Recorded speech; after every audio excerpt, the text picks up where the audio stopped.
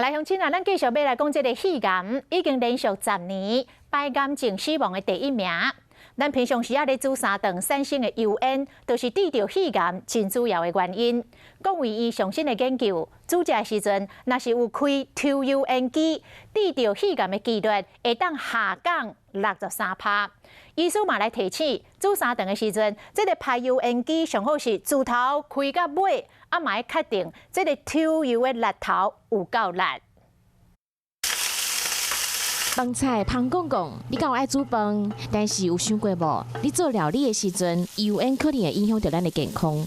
煮饭的油烟其实也是一种空污，那空污已经被认定是1级的致癌物。各位医公布上新的研究讲，煮饭产生的油烟会当讲是肺癌的杀手，但是过程当中若是讲有开排油烟机，得到肺癌的几率上悬减63%。建议说，在烹煮的全程加上烹煮后的5到10分钟，都能持续使用抽油烟机。研究团队甲煮饭超过50年的人，含拢毋捌煮饭的少年女性来比一下，发现讲定定煮饭年岁较大的女性，得到癌症的比率高2.17倍。另外研究嘛讲，定定使用低油来料理，可能要注意哦。含用食物油煮菜来比，食低油得到癌症的比率高92%。医师嘛提醒讲，排油烟机毋是讲有开就好，要确定讲伊抽油有够力是无够力。